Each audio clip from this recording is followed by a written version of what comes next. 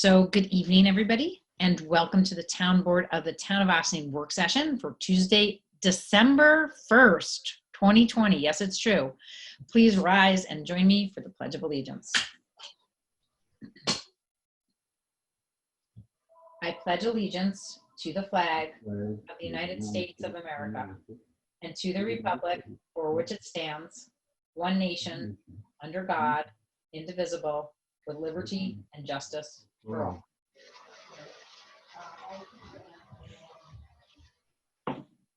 Thank you. All right, so we are going to begin with some announcements this evening. And of course, top of mind is our favorite subject, not so favorite subject, our pandemic that we are dealing with. The number of positive cases in New York is continuing to rise, as I know we are all well aware. The governor has restricted elective surgeries in Erie County upstate, and the state health department is requiring hospitals statewide to begin coordinating for an increase in patients. They're calling on retired doctors and nurses to be lined up to help out. Locally, reports show a decrease from those reported yesterday in Ossining, which is a tiny bit of good news. There are 41 today versus 42 cases yesterday in the Village of Briarcliff, 261 down from 270 reported yesterday in the Village of Ossining, and 18 down from 23 in the unincorporated town of Ossining. And that's as of this evening. Cases that may have spread over the Thanksgiving holiday weekend will not be visible in our positivity rates for about another week. So there is no indication yet of the impact that the holiday weekend has had on our community. We handed out masks and hand sanitizer through a number of different organizations last week, including thank you to Ossining Police Department, and that was very well received, and also some of our food drives, our churches, etc. We're also continuing to work with the county and other entities on setting up additional testing sites, and I got word about an hour ago that most likely we will have testing in Ossining again at Open Door through the county this Friday and Saturday. I believe that will be going live tomorrow morning at 9 a.m. and the registration directions will be up. We'll get them up on our website as soon as we get them, and we'll post them around to social media as well. And the school district's working directly with students participating in the hybrid model to get 20% of them tested as well through the school-based health center, which is also through Open Door. Spread of the disease from small private gatherings is now clearly the most common way to contract COVID-19, and that's based on the contact tracing efforts and information we're getting through the state and through the county. With this in mind, the governor is adding new metrics to the red, orange, and yellow zone designations. Under the previous regulations, schools were required to remote until massive waves of testing could be completed. This may change in the new versions of the zone designations. There may also be fewer restrictions placed on small businesses.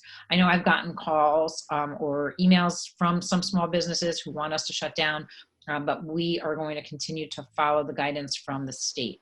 The governor's remarks yesterday focused on the impact the new cases will have on the healthcare system, and the metrics are also looping that consideration into these designations.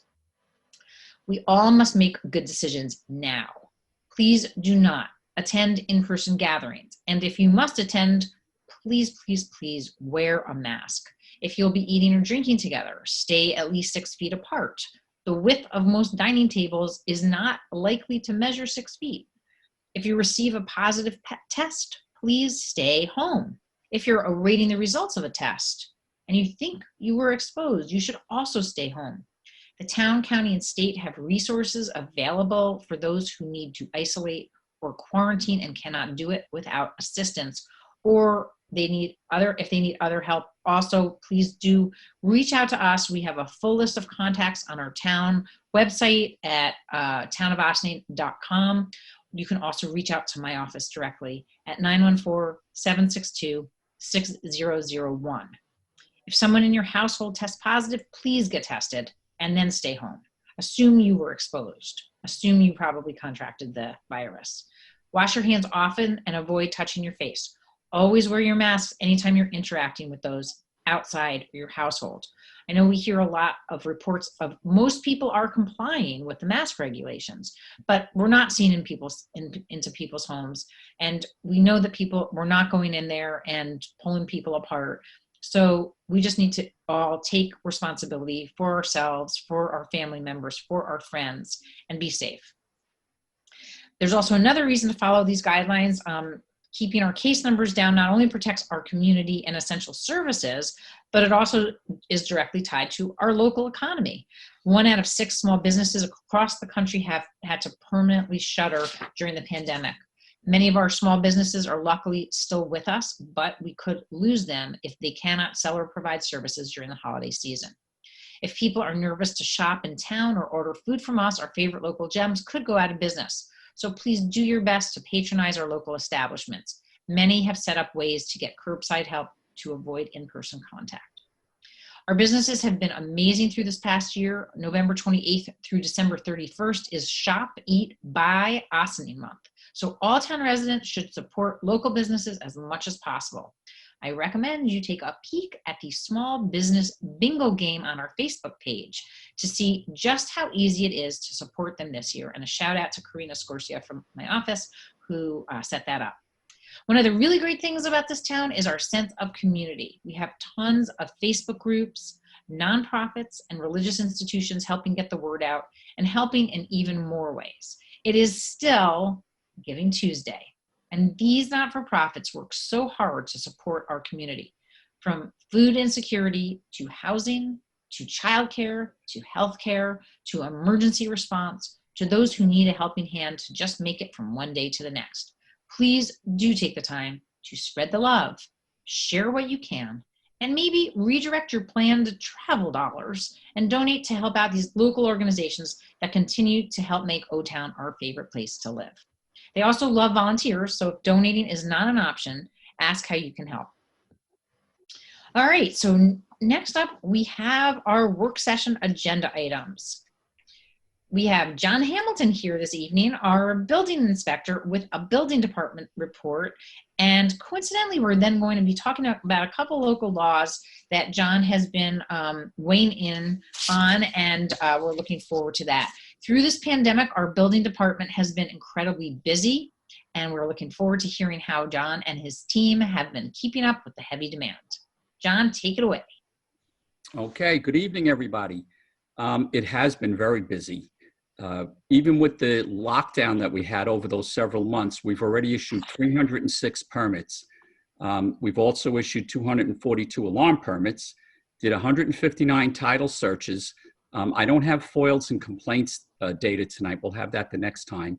And I've done 303 inspections. We're also, at the present time, still doing the fire inspections because we fell behind during the lockdown, and we're also doing the operating permits. We are sending out now, and we're starting to get ready to set up the accessory apartment inspections for 2021. So we are incredibly busy. I know it's a short report, but there's a lot in there. And as I said, we've been incredibly busy. People are scared right now. They're afraid there's going to be another lockdown, and they're panicking, and they're calling for inspections. They're calling for a lot of inspections, to the extent that we've added extra time to do them. I've added an extra half hour each day to try to get a couple more of them in. You know, there are people who are not even living in their houses while the renovations are going on. And if you've done a renovation in your house, you know what it's like to live there while it's going on. So people are nervous, the contractors are nervous, and we're working with them as best we can. And I know that they all appreciate that very, very much. I just want to mention that we had talked, I guess last year now, about switching to a new way so people could do their applications and other sorts of things online.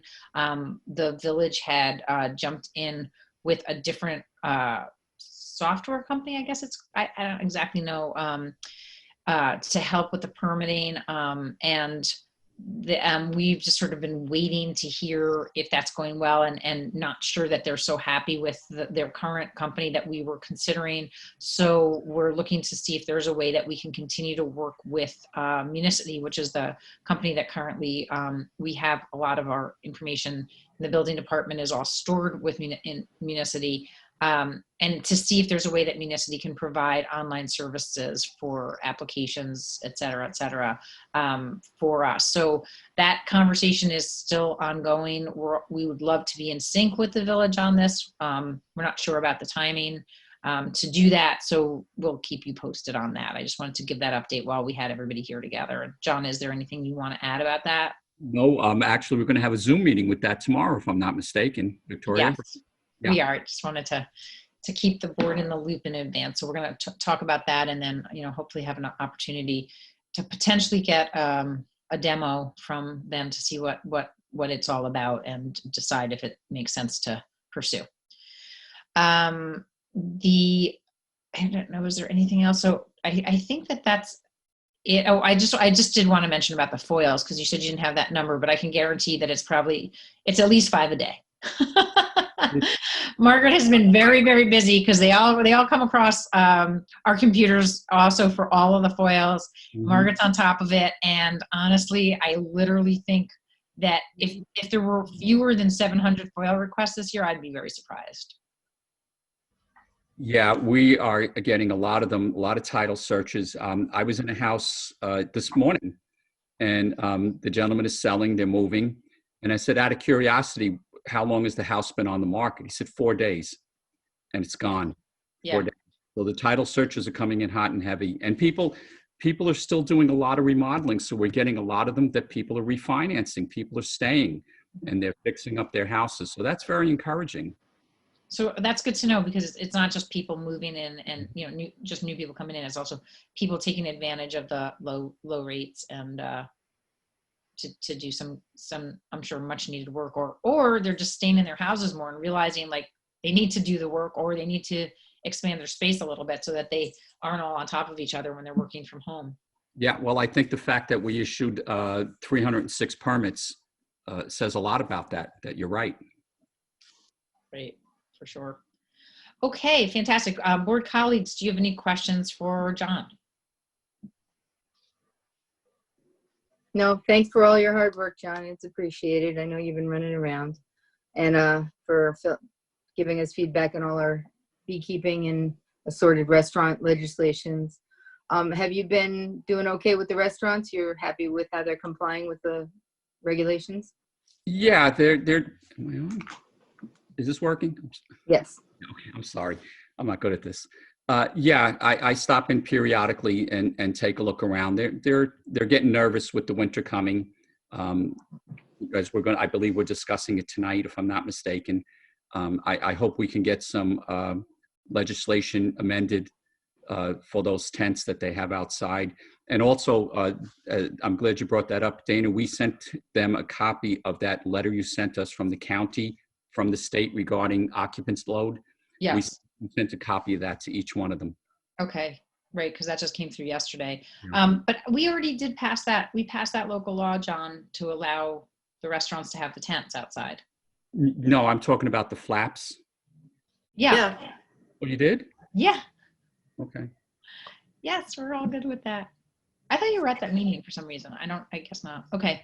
Yes. No, we're all done with that one. So. Good. Okay. That's great. I'm okay. Glad. Okay. So we are not going to be talking about that one tonight. Okay. So what was the letter from the state?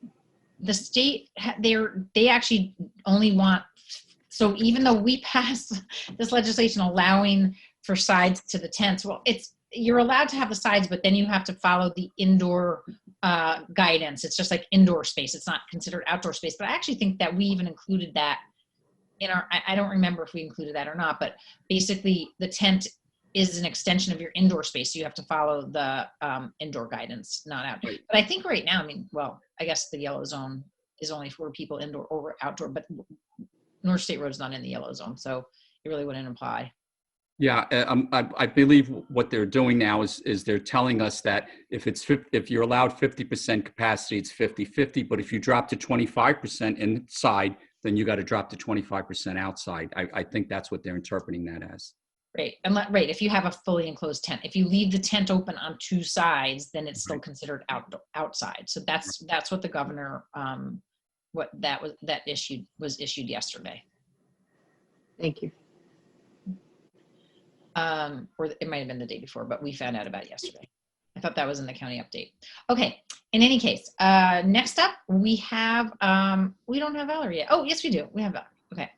Next up, we're going to be talking about our battery energy storage system draft local law. A couple of weeks ago, Valerie Nostra, our town planner, joined us to begin the process of considering legislation relating to battery energy storage systems in the town.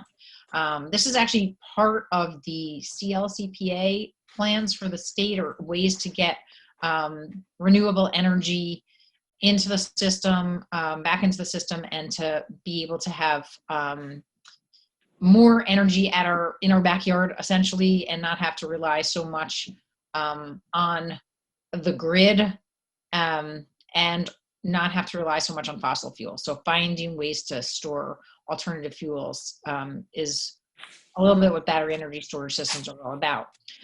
So anyway, after the first meeting, Valerie went back to some of our key staff members for their input, and she is now coming back to the board with feedback so we can hopefully move this along. Valerie, would you like to explain where we are with the proposed draft local law and what you're recommending our next step should be? Sure. So as the supervisor mentioned, I presented the local law to you about maybe last month, one of the work sessions last month.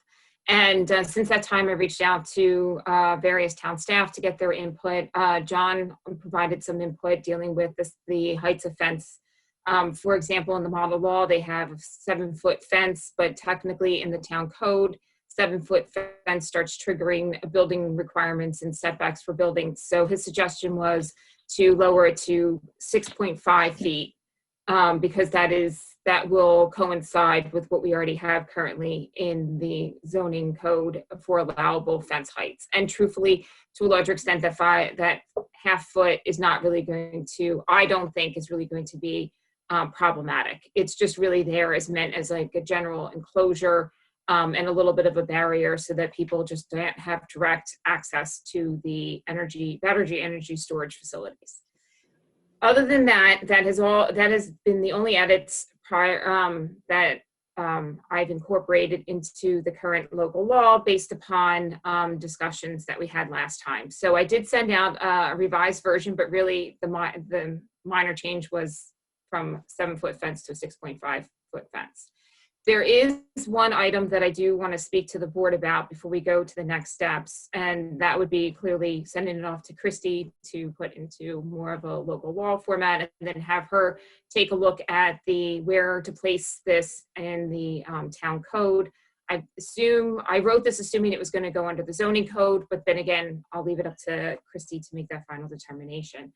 But one item that I did want to bring to the attention is right now the current local law specifically says that this particular local law will not be effective. The effective date of this local law will not apply to battery energy storage systems constructed or installed prior to the date of the local law coming into effect. And the reason I'm bringing this up is because we do have an application pending. We lost Valerie. Have been constructed or installed. Oh, hold on. Yeah, we're losing you a little bit. Can you hear me now? Yeah. Yes. Is that better? Okay. Mm-hmm. I don't know if we do have a pending application before the planning board dealing with battery energy storage. And I don't know if that particular battery energy storage system will have been installed or constructed prior to the effective date of this local law. So that is something that the town board might want to consider, maybe adding into the provision instead of installed or constructed, maybe having pulled a building permit, but I'll leave it up to you on that. Other than that, that is the last, I think, remaining decision that we need to make, or the board needs to make on this particular local law. Okay. I'm now drawing a blank on if we already had one public hearing about this. Have we already had one public? No, we haven't had any public hearing. Okay, so we still would need to have a public hearing to hear from the public, and then You would need to call for a public hearing. So right, call for public hearing. next week on the 8th to open on the 22nd if the board's so inclined. Okay, I'm a little unclear as to what you're recommending, if you're recommending anything at all, either John or Valerie, since John, you're here, but in terms of the, where exactly they are in the process with the one that's proposed, have they already gotten approval to move forward? Because I didn't think they were there yet. Yes? No? On my end, The, oh, I'm sorry. Go ahead, Val. I'm sorry. no, go ahead. Go ahead. No, I was just going to say Valerie's idea to me is a really good one because as we know, sometimes people get approval by the planning board and then walk away and might be 1, 2, 3 years later before they come back. And by then we have new laws, but they fall under the old one. I think Valerie's idea is great that you have to fall under the law. If Christie says it's okay, that's in effect at the time you apply for the building permit. This way, there's no misunderstandings because Valerie, you know how many people can hold off for a year or two or maybe even try to flip a property. And then we're stuck with an old resolution. I like that. I don't So, want, yeah. sorry. Okay. So to respond to one of Valerie's earlier comments, I did anticipate from the beginning, unless John and Valerie disagree, this being part of the zoning code. I think it would add a 0.2 or a 0.3 to whatever the code section is that has the solar energy system and just put it in right after there because they seem to address kind of similar topics and in similar ways. And it's a use of the property. It requires site plan approval, special compatible use permit, all things that you would generally see in the zoning code. So I think that would be appropriate. When you have zoning regulations that are enacted, the standard to be vested in the prior zoning. So we're talking about the application that's currently before the planning board.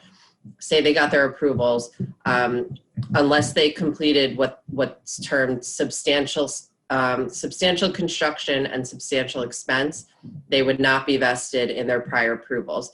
At which case, even if they pulled a building permit, then they would still have to start all over again. So recognizing that they're currently before the planning board, Valerie, it's for site plan approval, right? That's what they're. That's correct.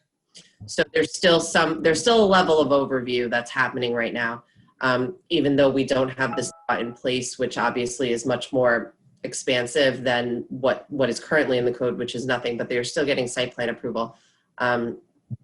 So that would really only just provide that. And I think John makes a good point, and Valerie too, that they shouldn't be allowed to just sit on it. So if they want to move forward with their approvals, then they should at least have to pull a building permit, but they may not be held to that high standard of having to basically almost completed everything in order to not have to stop and then go back to the planning board, go back to the town board, and essentially start all over again. So it seems to be a good middle ground or compromise to accommodate the applicant, which is already undergoing. It's not like they're not doing anything, that they would just be able to pull a building permit, but still ensuring that they don't just wait around for a long time after this has been in place and then try to pull a building permit in a few years. So you're suggesting upon the building permit. That's the suggestion. I think it's a good middle ground. Where are they in the process, Valerie? Do you know how much longer until they would get their? So they're in front of they're in front of the planning board right now for site plan approval, and they do have to go to the ZBA for a special permit. But other than that, I anticipate this particular, they'll probably go to the zoning board within the next month. It probably will only take a couple months more before this particular application wraps up. They've been pretty timely in their submissions. We have specifically been using the model law for information that's required from the applicants, knowing that this model law is pending, but we have not specifically looked at absolutely every provision in the model law compared to their particular application, which is the reason why I'm bringing that issue up. One quick question about the law, and I don't know if this is pertinent or not, but Would there be any sort of insurance requirement? I don't remember seeing that in there. So. I think there's a bond, isn't there? Yes, there is. Right. And it's similar to the bond that needs to be put forth for the solar Okay. energy systems. But isn't that for specifically like to take care of like decommissioning if decommissioning would be necessary versus like if something were to go, awry? I mean, I don't know, like, house needs whatever fire insurance. Right. So they do have to provide information on an operations maintenance plan, an emergency operations plan, as well as a fire safety compliance plan, and an operation and maintenance manual and a commissioning plan. So there's a number of different plans that they have to provide. We don't necessarily require specific insurance associated with that. With the I system. think it would just be something that to look into or ask I can about. follow up with NYSERDA to see Yeah. if that is something that's required or how that works. I don't think Okay. it was required for the solar energy systems either. That's more of a No. property thing. Okay.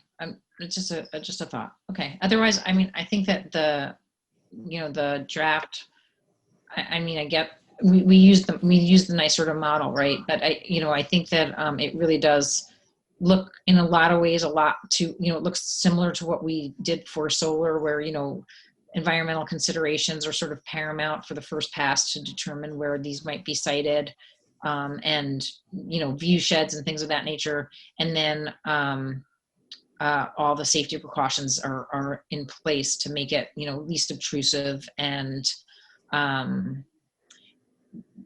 that, I mean, I think it looks pretty good to me. Does anybody, any of my board colleagues have comments on it? I think it looked good, and I'm glad we're doing it ahead of the game with most of the applications.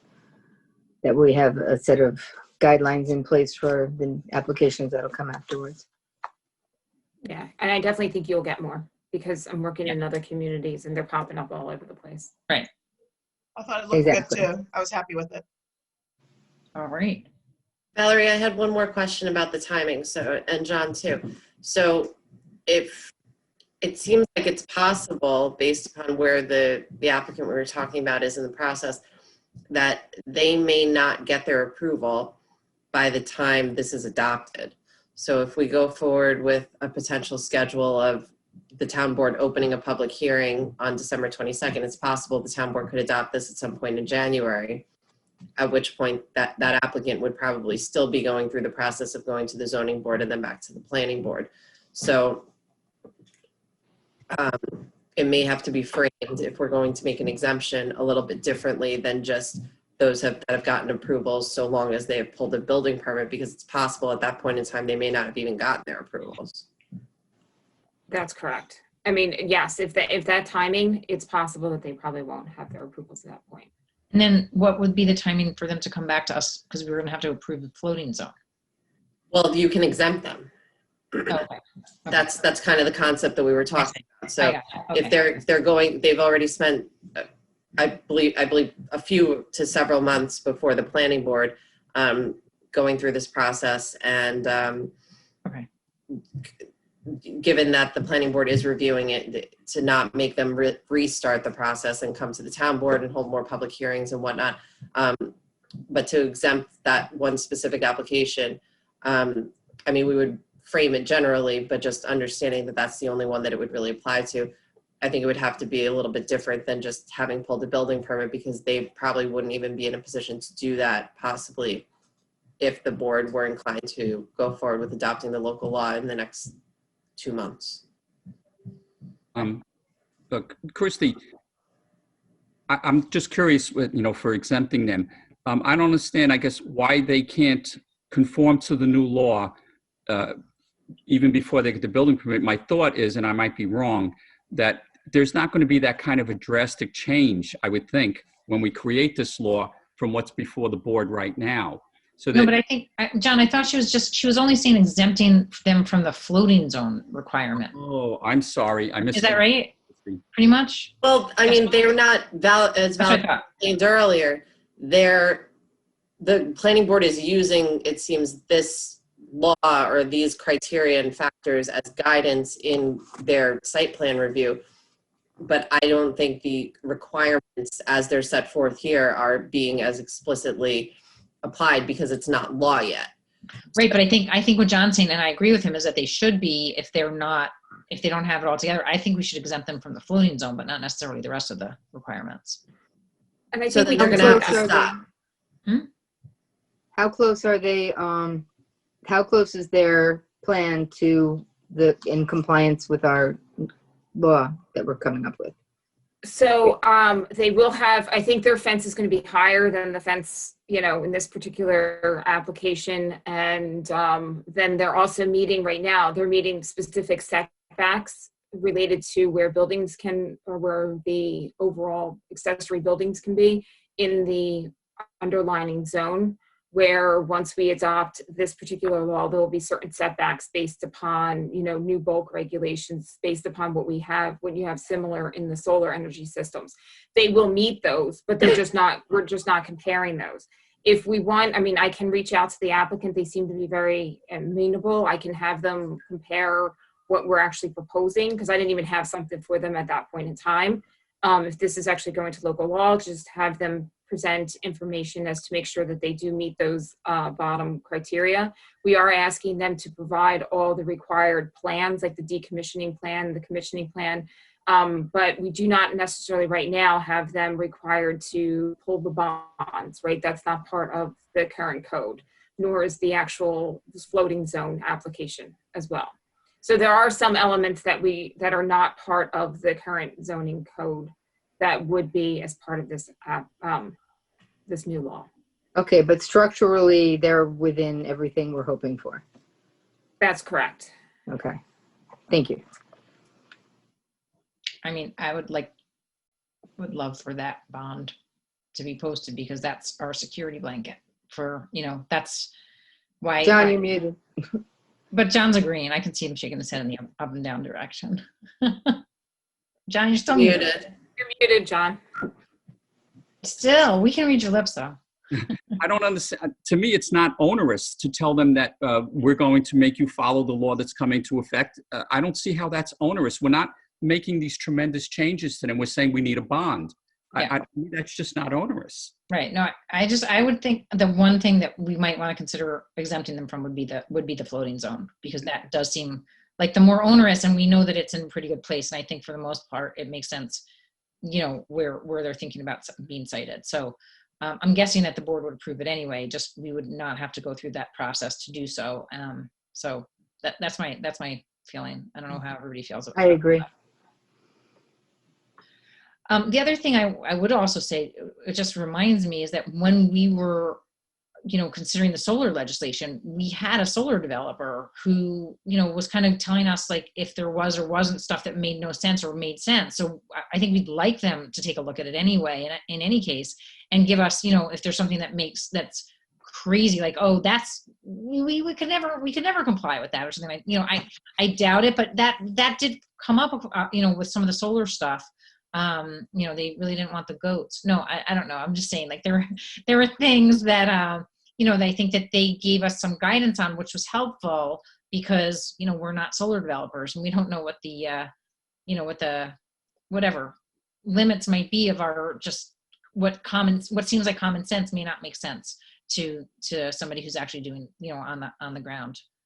Boots on the ground. So why don't I do this? Why don't I reach out to the applicant, let them know that this, and at this point, if everyone feels comfortable that this is potentially going to be the provisions that we're going to be moving forward with, I can send them this draft, get their feedback, and also see where they are in terms of complying with the current law or proposed law. Excuse me. That sounds good. Okay. Everybody good with that? Board colleagues? Yes, thank you. So do you want to have a resolution on your agenda next week calling for a public hearing to be open on December 22nd? I think yes. Yes. Everybody's shaking their head in the yes direction, so I'm going to say yes to that. Okay. We'll have to send it to the county planning department for their review in accordance with the general municipal law. So not that I think the board would be inclined to open and close the public hearing at one meeting, but we'll need more time than that. So this is going to go into January at the very least. Got it. All And right. Just as a last remark, I kind of agree with Christy that it should be part of the zoning code. I agree. I think that makes sense. Okay, thank you for that input, John Hamilton. Happy to have you here. And next, can we move on to bees? Yes. Okay. So at our last work session, we had a panel of beekeeping experts and others to help the board learn a whole lot more about beekeeping. Probably more than any of us thought we were ever going to know. It was very interesting. We've had the chance to digest all of our new information, pollinated as it were, and Valerie is back with us again tonight to discuss how on earth we can possibly incorporate some of the feedback we received with some discretion for what seems best for the town. Valerie, can you walk us through some of the areas of the proposed legislation you recommend that we focus on, please? All right, sure. I thought it would be helpful to kind of walk the board through what we have currently right now and discuss a little bit about the origins of some of that language, because I think there's a lot of feedback we received from, you know, why don't we just make this like similar to the Village of Ossining, or what about other communities? And so I thought it would be helpful to at least start there, and then we can talk a little bit about some of the provisions and options that the board might want to consider. I don't know if I have the local law that I can share my screen, if that might be helpful. I don't know if you have the local law in front of you. Should I do that? Okay. Yeah. I'm muted, but yes, I think it's helpful if you share your screen, because even if, Okay. yeah. Okay, so I wanted to start off with first the section of hive registration, both numbers 1 and 2. Both numbers 1 and 2 come directly from the Village of Ossining's, either their actual application for permitting or the local law. This one, so I started off just generally with information, and I figured since we were going to be using the town clerk or potentially the town clerk or something similar, it would be helpful if the applications or some of the registration parameters are similar to both the town and the village. That neither one of those seem to be of issue, but just so that you have information that is actually from based on the Village of Ossining. Hive type is also this: all bee colonies shall be kept appropriately sized. That is also from the Village of Ossining's current regulations. Is that Langstroth type or the equivalent? That was something that came up. That's from the villages also? That's correct. Interesting. Okay. Okay. So then I want to skip over, I'm going to skip over the 3, 4, and 5, because that seems to be the most controversial of our regulations, or proposed regulations, excuse me. So number 6, food. This was actually came from a suggestion from public input, concerning that if we don't have a specific food source or don't require that a beekeeper have a specific food source, that for sure that the bees, it's not healthy for the bees. And I think we've received comments back from the beekeeping contingent that is an important piece. And so that is language that was found in none of the local laws that I looked at, but came up with on my own.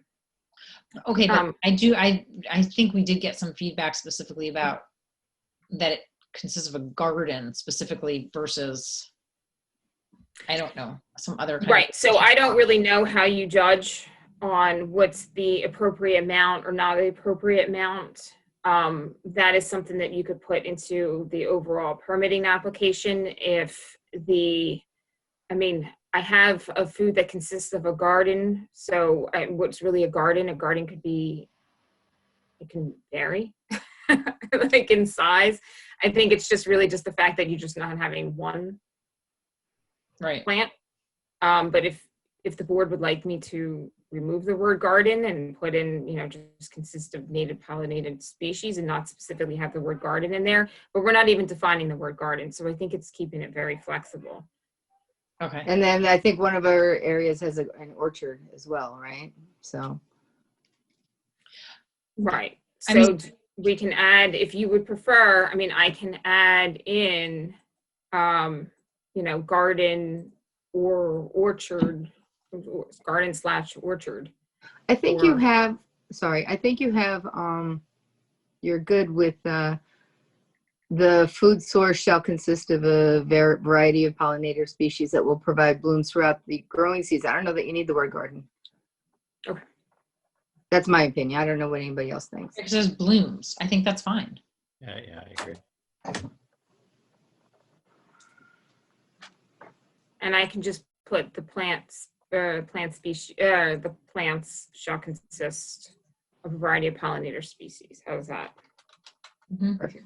Okay. Can So Can I say number, something? oh, I'm sorry, go ahead.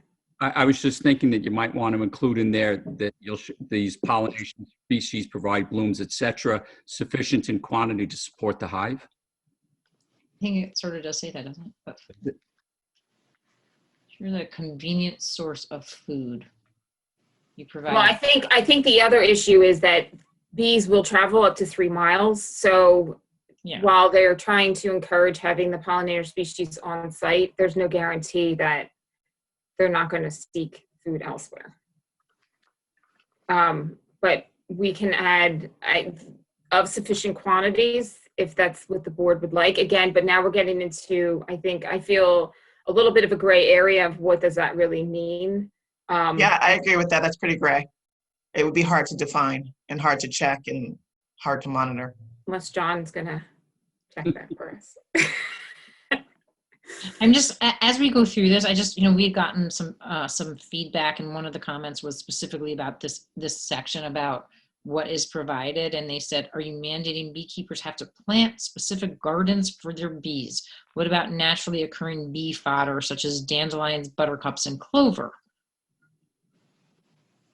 which might occur on my lawn? I mean, lawns that aren't necessarily, don't have weed killers or other things of that nature. So I don't know, maybe you don't have to actually plant them, you just have to have Well, them. I think if you're a beekeeper, it's really not that.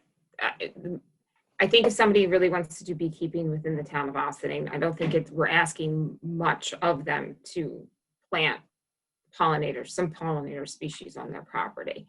But if you would like me to put an exception in for, Or maybe you say plant or have existing or something like that. So well, it we've doesn't- already removed gardens, if you recall. So we said each beekeeper shall ensure a convenient source. yeah, food convenient that source consists is provided. right. They shall consist of. Oh, okay. You know what? Then it doesn't say that they have to put. They No, actually we're plant not it. asking them, right. Just change. You may want to change that word "they shall." That word "the" to "they." Right before, yeah. Yeah. Right there. That just needs to be why. Okay. Okay. I think that's a little bit looser there, so that kind of does that, achieves that goal, in my opinion. So the water provision came from the Village of Austining as well. The only thing that was different is that I did see a provision within the Village of Montebello, which had during the year when the temperatures are regularly 50 degrees or higher and bees are active. So it just says specifically. So all it is just really emphasizing when we want the water to be available. Okay. So it's not mandating, it's just identifying specifically. I think that actually makes it a little easier, not harder, because you're saying like when it's colder that you don't need to worry about it so much, right? Isn't that what it's saying? Yes. Okay. Right. It's okay. Well, in case of, it's the middle of winter and I don't know, somebody decides to complain somebody's water source. I mean, I think the issue is we're just trying to get the health of the bees. Correct. So number 8 is the purchasing and keeping of bees.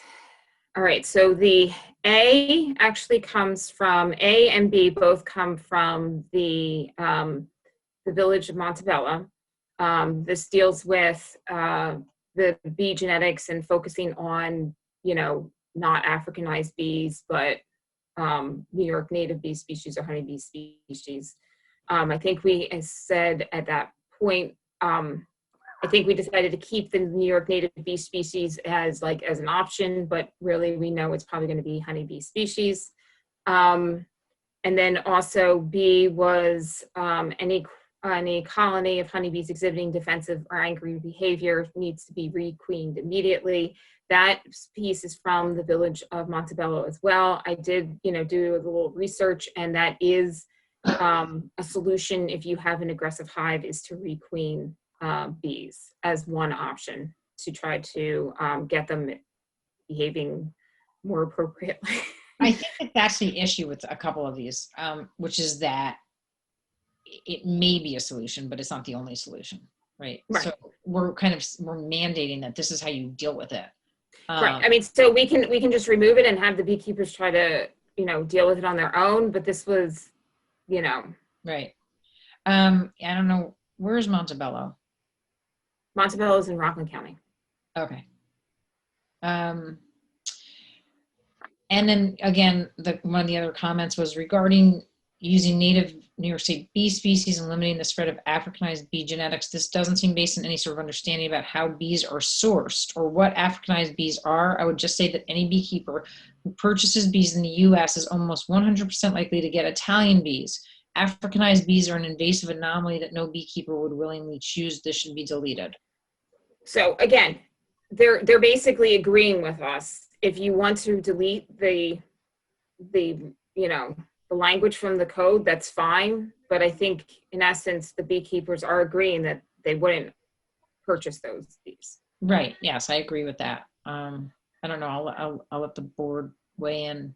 Do you think we should leave it or get rid of it? Be more prescriptive, or just not, or just assume that it's not going to happen and therefore we shouldn't have to prescribe it in the law? I don't think it hurts to prescribe it if it's not going to be an issue. It's there if it, 1 in a million is an issue, and for 99% of the people, it won't be an issue. Yeah, I think it's better to have it in there than not in there, just in case. Yeah, Okay. I'd say leave it in case somebody's really mad at their neighbor and bought the other kind. Okay. The other about the requeening comment was any colony of honeybees exhibiting what, where did this instruction come from? What do you think constitutes defensive or angry behavior? This is a subtle thing that I don't think should be codified in this dogmatic way. Requeening is not necessarily the right choice in this situation, and you should leave it up to the beekeeper to respond to the issue as they see it. So we can remove it Okay. if the board wants to. I think we should, just because I do think that that's telling them how they should deal with a specific situation. And if there's alternatives, I don't think we should demand that they do that. Okay. The rest. Do you want to say any colony of exhibiting defensive or angry behavior must be addressed immediately, or Because something? it does kind of say that the beekeeper will make every effort to minimize colony disruption after defensive or angry behavior determination. Or yeah, I think that's fine what you just said, Christy. Like without specifically saying requeening, but just, Yeah, instead of requeens, just addressed. correct. Okay. The concept is still pertinent, I would think. The rest of this section B comes from the Village of Ossining. And that also, Is that about the beekeeping nuisances area? yes. Okay. So I don't know if you received any public comment on that. I did. Well, I got beekeeping nuisances. How can you tell which bees are creating these nuisances? You have several line items that list such nuisances, but the directives seem based in a faulty understanding of what honeybees do. Does this come out of a citizen concern that the town is specifically trying to address? So it comes again out of, looking at what other codes also have similar Ossing's law, read well, and it made sense. And so I decided to bring that into this particular section. Right. And since they're our neighbors and they have something on the books and they have for a few years and Right. it seems to be working, it seems like it makes sense. Now, one of the things that you did say, and I know that you worked on, was took some of the stuff out of their permit application and put it into the law. And I mean, Right. maybe that's where they're sort of, they go hand in hand. Is it possible that some of this stuff just belongs in the permit application versus the law itself? We could switch back into that. Well, I think the real issue is that they still have to adhere to the same requirements. Right. I don't know why, it matters where it is exactly. Well, if it's So- if it's not in the law, then you can't really enforce it. Okay, so let's just leave it then where it is. Okay, so continuing on, what are we up to? Which eight? We're up to 8C. This also, this is specifically, I believe that one also came from the, this is just dealing with the building inspector being able to revoke the beekeeping permit. So it's not really restrictive or not, it's just dealing with code enforcement. Right, and then the comment from, which is something that we've talked about with John specifically, is what specific honeybee expertise does the building inspector have? It seems curious to me that the building inspector is considered an expert in honeybee keeping matters. Will this inspector and all others receive training in honeybee husbandry? And we know, John Hamilton, you did receive that. Is that true? I can't see him now, so I don't know. No, I have. Do you have your hat I don't on? have any training Oh. in bees. None. No, I saw you Yeah, I with wore that a hat. hat with and that we were over beekeeping hat looking on. at the hives. I didn't want to get stung. Right. So we had talked about trying to find an expert who could help out with any of these sorts of things, again, if they became issues.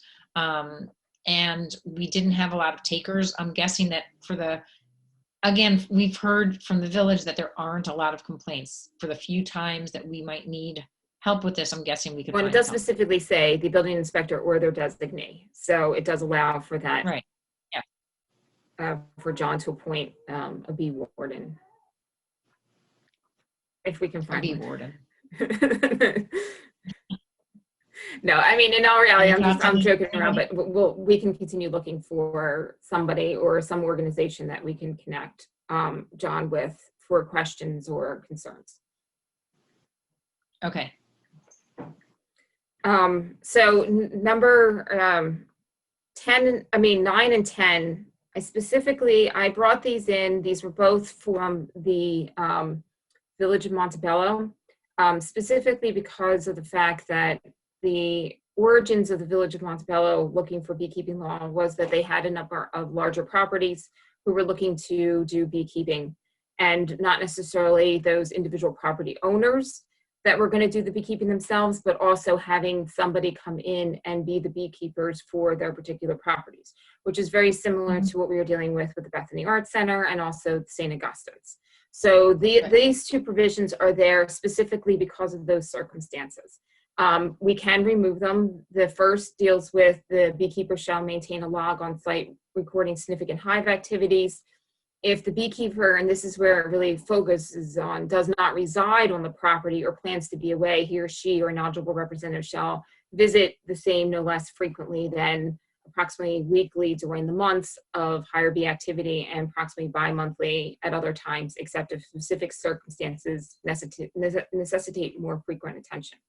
I know that there was some discussion as to whether you actually should look at your hives once a week or not, but this is really dealing with if somebody does not reside on site or they are absent, that there's somebody there checking on the beehives themselves. The other piece is use of secondary and accessory incidental to the residential use. And again, this is really just focused on the fact that we are trying to, if somebody wants to really commercialize beekeeping operations dealing with honey, then that is something I think different than if somebody wants to have some hives in their backyard, right? So that's just sort of differentiating. One is really more of a commercial operation versus a hobby. That being said, if the board feels that these two parameters are too restrictive, we can remove those. I don't really know about reducing them, because there's really not, I mean, at this point, it's really just acknowledging the fact that one, you're having somebody, if they are away or they don't reside on site, frequent checking on the beehives, and the second deals with the actual factors in determining whether something is commercial versus a hobby. Christy? I think it's a little, I'm sorry, go ahead. No, go ahead, Jackie. I was going to say, I think it's a little rigid to say that someone has to be there weekly necessarily, but Yeah, right. I like the beginning part that there should be a log there should be some record and that there should be contact information in case of emergency. Right. I think you're right, Jackie. And I was just going to read the comments about these two sections. The absence. This again seems like a requirement looking for a problem. I doubt any beekeeper who manages to keep their bees alive for more than a season will leave their bees for months at a time. That said, honeybees are fairly independent creatures, and your demand of a weekly visit does not seem based in legitimate reasoning. So again, I think the idea of taking responsibility for the hives if you are going to be away for a period of time would be important, but maybe saying that they have to visit them weekly is a little more than necessary. So we can say he or she or a knowledgeable representative shall visit the hives during the months of higher bee activity. Sure. Or shall be available to visit, maybe. Right, either shall be Yeah. available to visit or make provisions for them to be visited by, an experienced beekeeper or whatever. Something to that effect. And then I can remove the bi-monthly at other times, because that way we're just not necessitating any sort of frequency. And then the comment, oh, did you read number 10 yet or not? No, I mean, you can go on to number Right. 10. So number 10, honey produced offsite. Okay, what exactly are you trying to accomplish by this restriction? Are you concerned that beekeepers will start bottling honey in bulk? And are you trying to prevent large honey bottling concerns from cropping up all over Ossining?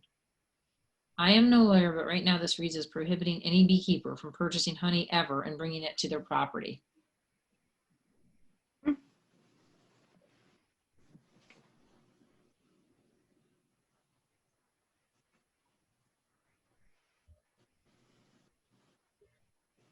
I'll let the lawyer weigh in on this. It specifically says, it focuses on the process of bottling, labeling, shipping, or sale on site shall be limited to the product of the bees on site. Honey produced off site shall not be brought on site. That's the line right there. So you can't bring honey on site from another. Honey produced off-site shall not be brought on-site. I mean, I can remove that. Brought don't on see site or brought on site to be sold. well, I mean, I think the whole point is you don't want any of this being sold on site, because then you're allowing an accessory business. And then you got to look at the parking issues and things like that. Right. I mean, is this a home occupation now? I mean, I think that's what this is trying to achieve. But this actually does allow, it seems like it allows to sell the honey on site. The honey.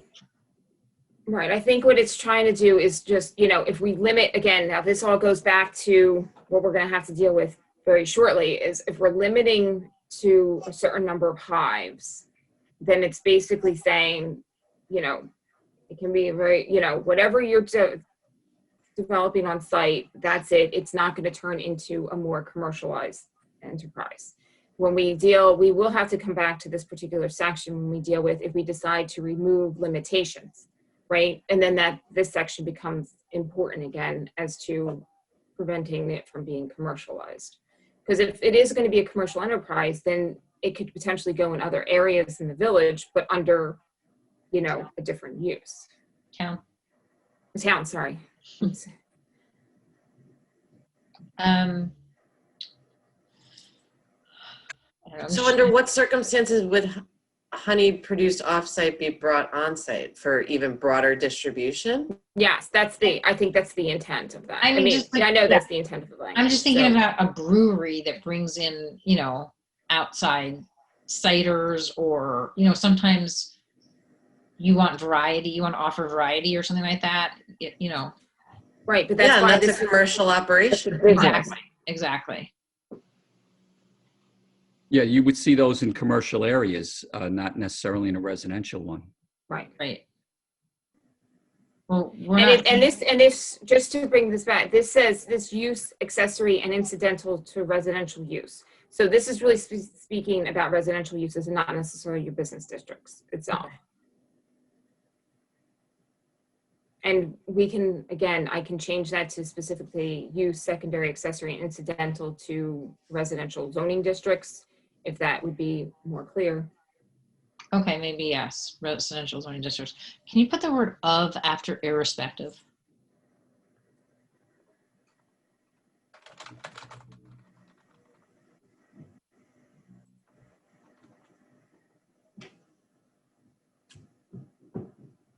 I think what the person was trying to say is they just don't want to be told they can't bring honey onto their property to have with their pancakes or whatever. Right. So we can change that. Honey produced off-site shall not be brought on-site for For sale. sale. Yeah. Right. Okay. Or Okay. distribution. Or just- Okay. All right, now. All right, so now let's get to the more difficult sections. So this really goes, now we're dealing with the actual colony density and colony location and barriers. So colony, let's start off with the colony density. This language was taken from the town of Greenberg. The town of Greenberg actually has their limitations on 20,000 square foot lots.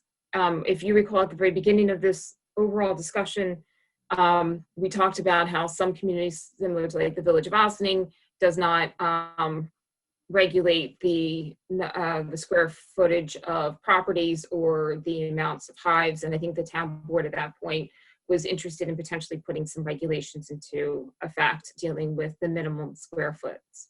So we went with 10,000 square feet, and one apiary shall be permitted for lots up to 40,000 square feet. That one apiary shall be permitted up to lots 40,000 square feet. I believe that also came in from some public comment during the public hearing process.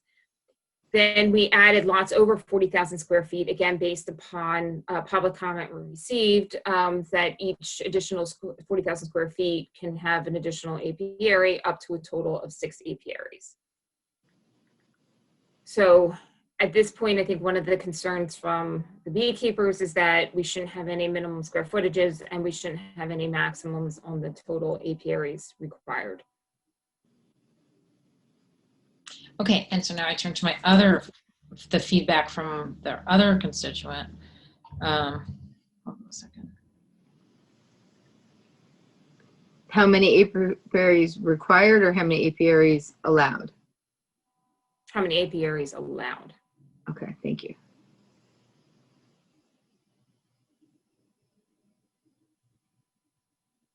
Let me just see. Maximum of 2 hives could be allowed on properties at least 20,000 square feet up to 80,000 square feet. Maximum of 4 hives could be permitted on properties greater than 80,000 square feet. Additional hives should require a zoning variance. Oh, we did talk about that. That would be an option. That, you know, again, maybe if we do limit the number of hives, that if somebody really wanted a lot more and they thought they should be able to do that they could always get a variance if they needed to.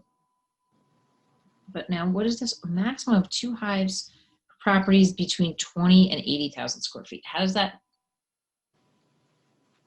So right now we have 1 hive on 40,000 square feet. So the way the code is currently worded with respect to other animals is that if you want over a certain number of animals, like you get up to a certain amount just based upon acreage. And then if you want more than that, you have to get a special permit from the zoning board. Got it. Okay. So I don't know if that's a concept that Yeah. is, I mean, the reality is that if the board adopts legislation and says you can only have 6 apiaries, it's kind of putting the zoning board in a tough spot to then have someone come in and say, oh, well, the town board just said you can only have 6, so zoning board give us 8. So if the town board wants to provide some flexibility for people to be able to, with an additional level of review, have more apiaries, and then the special permit route might be another mechanism. Oh, okay. That makes sense. I think that's a good suggestion. So anyway, the person I think who we created this 10,000, 40,000 is saying maybe let 2 hives be on 20 to 80,000 and a maximum of 4 hives for greater than 80,000. Again, I don't know where these numbers come from. And I think, truthfully, I think not that they're not arbitrary. They're really based upon, where communities take a look and decide we would prefer certain lots not to have, this is the minimum square footage for a lot to have a particular bee hive. The additional beehives, as we heard from the beekeepers, that can vary depending upon what's really there and the resources on a particular property. I think a lot of these provisions come into play because there's concerns that there would be, on certain properties, you have a larger amount of beehives, and then it starts at least in some of the communities that I've spoken to and looked at, is then it starts triggering, well, when does it become now a commercialized situation? Right. Because do you need 8, 10, 12, 16 hives? I understand that, according to the beekeepers, a lot of them won't even collect. Some collect for honey, some do not. But I think the assumption on a lot of these laws assumes that honey is going to be collected, and the beekeeping is there for also not only just having the bees, but also for what they produce. Right. If the board, again, that goes back to, if you prefer not to have any maximum and you just have a minimum, that would be A up to the minimum. board as well, or you could do the special permit process. I kind of like the special permit for going above. I wouldn't mind if we tweaked and made this a little bit, broader, just at the beginning, but give people an option for that special permit if they really are trying to make a case that, for whatever reason, they want more. What does everybody else think? So I'm wondering how it would apply to St. Augustine's. Well, I think that St. Augustine's is going to be grandfather. I don't know actually how any of these are going to work.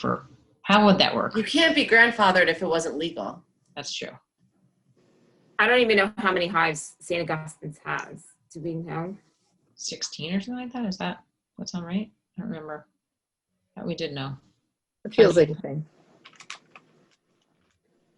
John, So then, you're muted. Darn it. Yeah, I think it was around between 12 and 16, if I remember correctly. so then they would need a special permit. Mhm. What, John? I was just going to ask something on that section, at section 4A. Mhm. It says that the apiary is located at least 75 feet from a public sidewalk. So we're saying we're going to allow them in the front yard? Right, so we'll get to that in a second. That's next. That's another situation. It actually says under C, they're not permitted in the front yard. Right, but we, 4C. the beekeepers would like the town to remove that regulation. So we'll get there in a minute, and I'll talk a little bit about that background. So do you want do we want to let's just have this conversation. Do we want to have a minimum square footage? Again, I don't know. You look at the village, and the village has a lot smaller, lots, and they're allowing beekeeping. So I just don't know. I don't think they have a minimum. Well, other option is we don't have minimums, we don't have maximums, and if it starts becoming a problem, then we can work the minimums and maximums into the regulations. Yeah, I have a cousin who lived in Queens, and they did have a garden, but I'm pretty sure they kept the bees on the roof. Right. So, there's kind of creative ways that you can do things with bees. I don't know.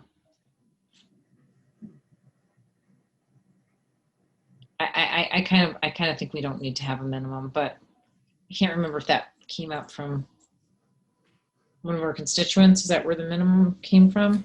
I think it came from the initial conversation, and then some of the constituents concerns. Right.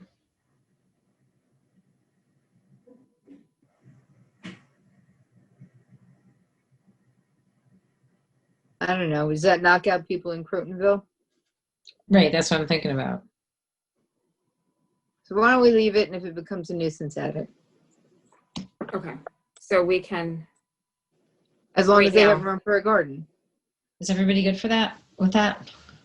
As long as they're able to provide the other necessary right. We're still keeping First- in, for, we're still Yeah. keeping in all the other nuisance requirements and stuff like that, so. Right. So if they need enough room and enough setbacks and enough this and enough that, then you end up with having to have the same proper size yard. Right. oh, by the way, that somebody came back with the suggested edit for that section about the gardens was all properties with beehives must have sufficient season-long pollen and nectar resources for the amount of bees in those hives. A continual water supply must be provided. That's pretty simple, so maybe that's a better way to go. Okay.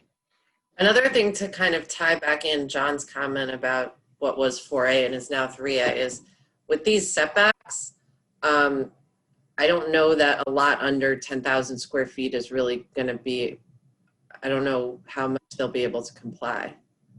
Well, this would knock Right, out so we, that. This would knock out what Liz just said about the Albany Post Road area. This would probably knock out most of them. The 75 and 25, is that what you're saying? 75 from Right. the public sidewalk? so again, comparing the Village of Austining does not have any regulations. The town of Greenberg had 250 feet from any lot line. So that was really pretty extensive. And the Village of Montebello had 100 feet. And so they had similar regulations, but they were also more stringent than what I proposed here. The 75 feet was specifically for the fact that was trying to prevent from having close contact with the potential people walking by or within, if you're on a corner lot, that type of situation. But again, we can remove that if we feel that that's going to be too stringent. For lots greater than 40,000 square feet, this was something that I know Fernando and I spoke about, and I added that in as part of the public comment process because his concern was that if you have a very large lot like St. Augustine's and you do have like 16, for example, hives, is there some requirement then to not allow or not, to prevent them from placing those hives right on the property line or very close to the property line? So that's where the 100 feet came in for lots greater than 40,000 square feet. But again, we can remove that, assuming that the beekeepers will pick the appropriate location. The no apiaries in the front yard is something that was identified in the Village of Montebello. And again, I thought if we wanted it appropriately, the beekeeper said, well, maybe the front yard is the best location. My thought was that this would be a little bit more protective for some of the neighboring and residents, especially if.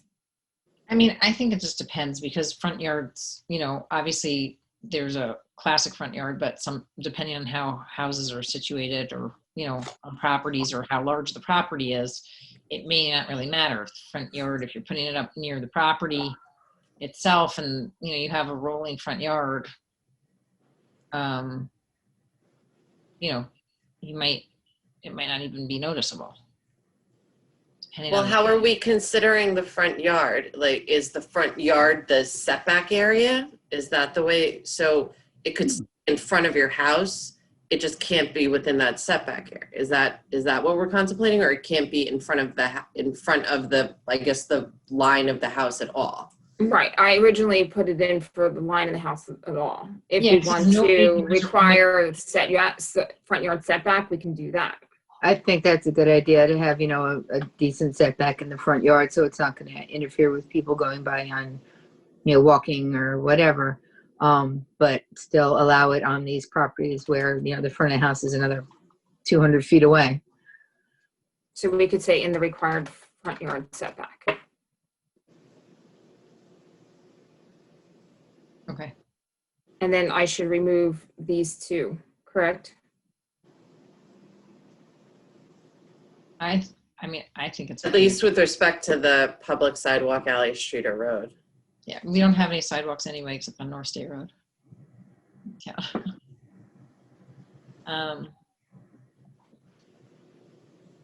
I think that's fine To to remove those. remove these, okay. I do. Does anybody else disagree? I really think it's okay. I was just going to say only that, we don't allow any accessory structures in a front yard. And if we put these in the front yard, there's going to be warning signs. I don't know how aesthetically pleasing it'll be if we have them in the front yard. I just want to throw that out there.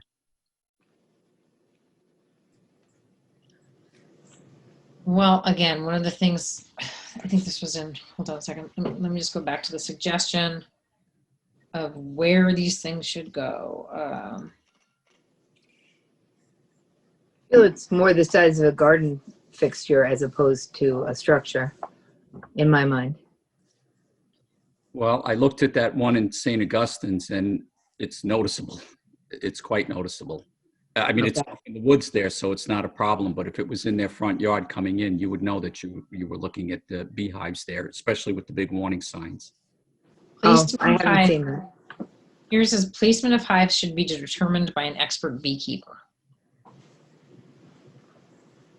Right, again, if we would have to, if we're going to have an expert beekeeper come on site to figure that, we have to identify that I think we're going to have to identify, if that's the way we think we should move forward with this particular local law, it's fine. But I think before we adopt the local law, we need to identify who that person is. Okay. And that we have that ability to pull that person in, because I wouldn't recommend adopting something and we cannot find somebody that's willing to take on that responsibility. Well, but again, if you're putting the burden on the applicant versus us to find somebody, if you have it as part of the application process where they need to have an expert beekeeper sort of sign off on the siting of the where the placement is, that would make sense. What about if John, if we had screening required, if they do decide to put it in the front yard? Well, that's another thing that the beekeepers have concerns with, and that's the next section. Okay, right, because they want to have free flowing flying about. Right. So it would have to basically just be like essentially an honor system type thing, right? That the Right. That's what it comes down to. And saying, I certify in my expertise as XYZ, because again, we come back to the fact that, John's going to be accepting these and he doesn't have that level of knowledge. No offense. Right. So if that's the case, then to be some sort of certification process, and there wouldn't really be any sort of oversight other than that. Didn't we require them to have some sort of education or bee education before they get the? Yeah, that was going to be in the permit. Right. Right. So, then they're the expert. They're the ones that have the schooling. They're required to have the education. Mm-hmm. So, I'm just thinking about John's point of not allowing structures in the front yard. You don't want to start making exceptions to that too much. So I don't know how to work with that. Again, I feel like, we're taking on all the burden of figuring out where this should be. And it should really be, the burden should be on them to, kind of prove that this makes the most sense where they're talking about citing it, and then Prove it to who, though? prove it to I guess to John. Exactly, though. But John's going to have to take their word for it, so there's no oversight. Yeah. Okay. So did you have a beekeeping expert? Well, that was essentially what everyone was taught. I mean, if the board's okay with that, but that's the concept of, that's the reality of what is being suggested, is that the beekeepers are the ones who can make this determination. But then it's just, okay, well, if you say so. Right. Well, how about upon review if a nuisance occurs or whatever, Well, if that's, there's a complaint? I don't know. I know that we said at one point, we said, well, that, it would be on them to pay for the beekeeping expert that the town would need to bring in to decide if this was in fact sensible. I don't know. I really feel like we're overthinking this so much. Yeah, I feel like it's getting too complicated again. Let's make it less complicated. Let's make it less complicated and see how it goes. And if we have specific problems, we can tweak it. Okay, so do we still want to keep, though, that the required front yard setback? Or do we want to remove all requirements on colony location? I think we keep the front yard setback, because I actually have some concerns about, I agree with John. I have some concerns about things in the front yard. I have a neighbor who has kind of a greenhouse thing going on in the front yard, and it's not awesome to look at. So I think we should keep the front yard setback. Okay. Keep it out of the front yard, or keep the setback with it in the front yard? I don't want to ban front yard completely. So I think we should have some parameters. So keep it out of the setback. Okay. Then the other comment, the other one I wanted to bring your attention to was all colony entrances shall face inward to the site and away from the nearest adjacent property boundaries. That was also another issue that the beekeepers raised, that the colony entry and exit should just be wherever is best for the bees. And I think that's fine. I would get rid of that. Okay. Yes? I agree. Okay. Yeah. And then this one I would recommend keeping. This is in a number of the local laws, showing a sketch, location, distances on the plot, as well as other parameters in section B shall be included with the permit. I think that's fine. Mm-hmm. So now the control barrier. These are the last two items. They're almost there. So all three laws require beekeeping must establish a flyaway barrier. The Village of Ossining does not have any particular requirements on how tall the barriers need to be or how far they need to extend.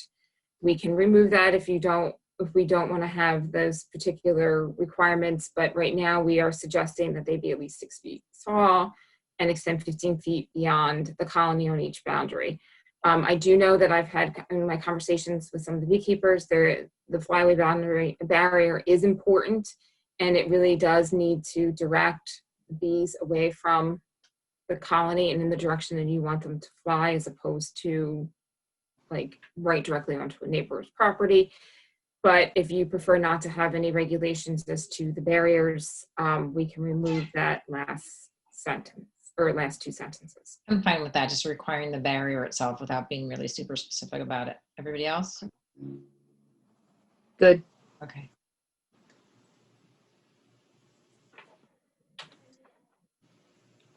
Okay, and this is also another one, which is a substantial barrier label. A label barrier must also be erected of approximately 4 feet in height, sufficient to restrict access by people or animals, to warn people and children from coming in close contact with the hives without supervision.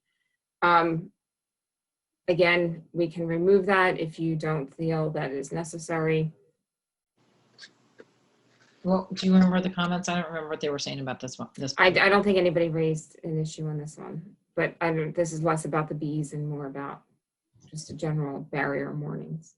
That's just going to make it look less appealing, in my opinion.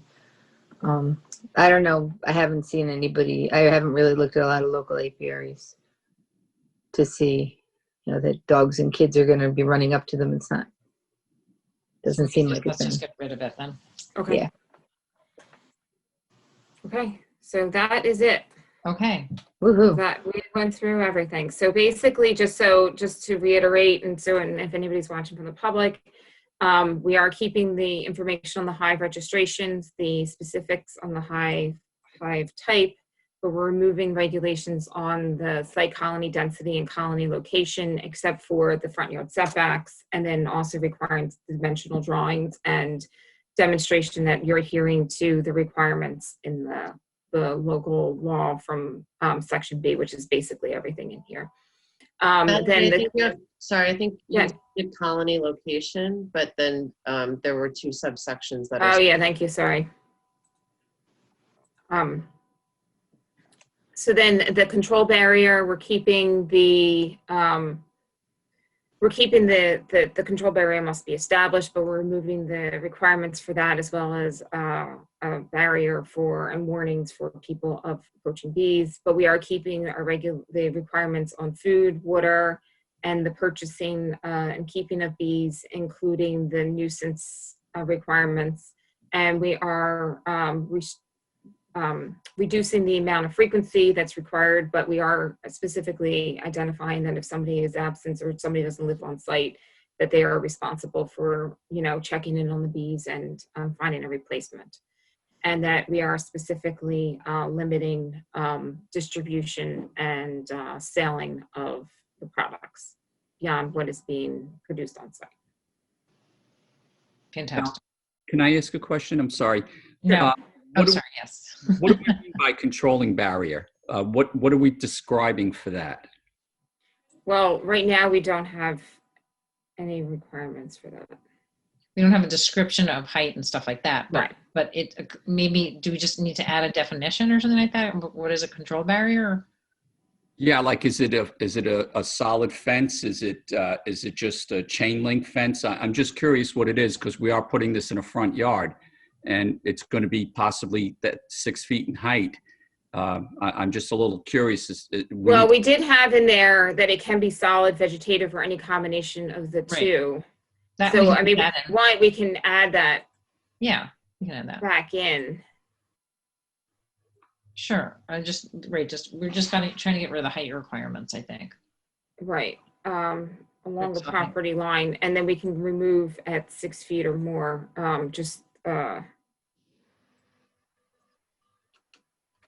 so it would specifically say it can be a solid vegetative or any combination of the two that forces bee flight's path. And one can just remove along the property line and just say it forces a bee flight's path. In a, let's see, In a direction away from public access space. yeah, in a desired direction, or Yeah, I just want to make sure I understand it. So what we're saying is they can put a solid fence up, and since we're allowing it in a front yard, just not in the required front yard, they can put a solid fence up around this. I just want to make sure I understand what we're saying. Yes. which is why I'm now wondering about aesthetics. But Well, I think they all said that you needed this. That was the issue. Yes, this is something that is definitely, from what I've gathered, absolutely necessary. I think let's not get too carried away, because I think that it's fine to require it and let's not worry about it too much of what aesthetically it's going to look like. I just don't know that's going to, again, I think making it harder for everybody instead of. Well, I think we have definitely reduced the. Oh yeah, the no, I agree. restrictions tonight. What I'm going to suggest doing is I will prepare a revised version based on our discussions tonight. And I guess, Christy, that could go forward, and as part of the public hearing process, we could hear comments back from the public on the new revisions. Yes, Christy? Oh, yeah, I nodded. Yeah. Okay. Okay. So I thank you. I mean, I know it was a little bit long, but I felt that this was probably the best way to really kind of churn through. I think it was shorter than the panel discussion. Right. But it That was was very interesting. You kept us busy. Okay, so wonderful. Thank you very much, Valerie, for walking us through that. And I just want to reiterate, we did not pull these suggested regulations out of the sky. No. We asked Valerie to do some due diligence on our behalf, and she did look around to see what was out there, and again pull together what seemed like it made sense based on the type of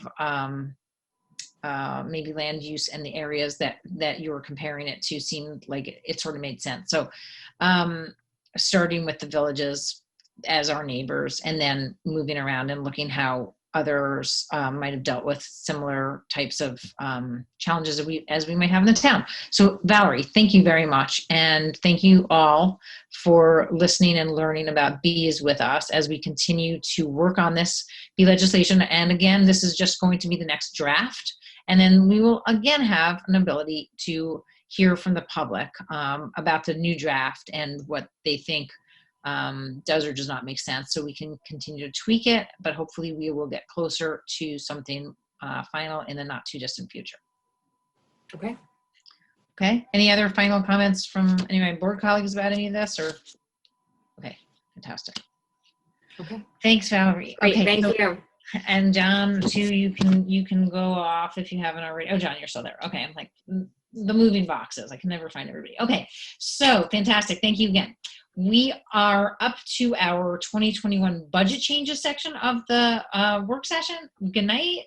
Yes, you're leaving us. I know, John, I think you're mouthing goodbye, but goodbye, Valerie, too. We are hopefully 1 week away from adopting our 2021 budget. Very, very little has changed from the tentative budget to the proposed final budget, but we are going to take one more opportunity to discuss it before it is before the board next week for final approval. Victoria Caffarelli, our budget director, can you explain some of the changes that have been made and how they impact our bottom line? Remember, last we looked, we had some tax rate decreases that we were looking at across all budget lines except for a little teeny tiny increase in our sewer district, and that was less than 0.1%. So Victoria. Okay, well, so the good news is the changes that were made did not impact the overall amounts of the budget, and they were only limited to the general fund. So again, these were very small changes in the justice court and traffic violations departments. 2 employees, the salaries that were listed was the incorrect step. So I changed it to be the appropriate step that they will be at in the CSEA contract for 2021. So that actually slightly decreased both of those lines.